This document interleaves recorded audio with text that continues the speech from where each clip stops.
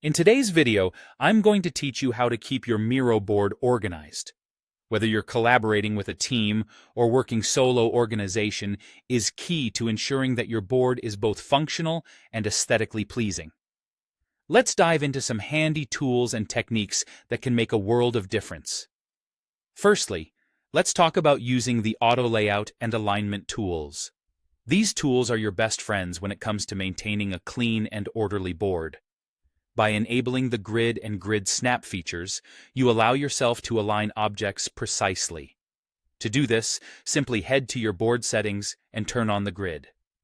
This feature not only helps you create a tidy layout, but also saves time by snapping objects into place, eliminating the guesswork involved in manual alignment. Next, make use of the auto layout handles. These handles are designed to tidy up groups of items, especially when you want to align them horizontally.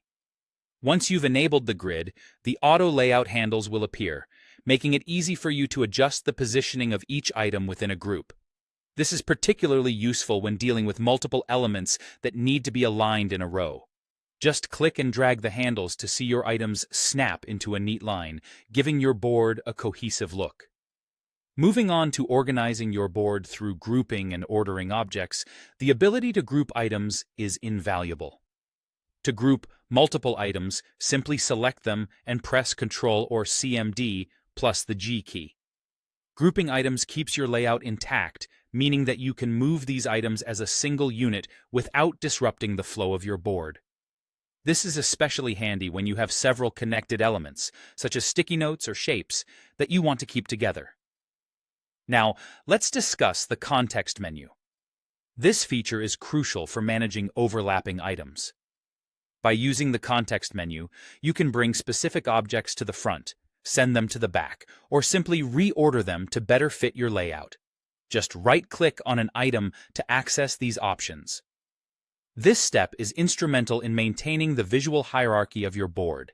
It allows you to control the visibility and prominence of each element, ensuring that the most important ones stand out, while others can subtly complement the overall design. By mastering these tools and techniques, you'll be able to create a Miro board that not only looks great, but also functions efficiently. A well-organized board will not only boost your productivity, but also make collaboration with others more seamless.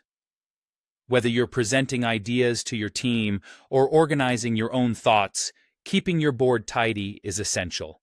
So, give these methods a try and watch how they elevate your Miro experience. Thanks for watching, and happy organizing!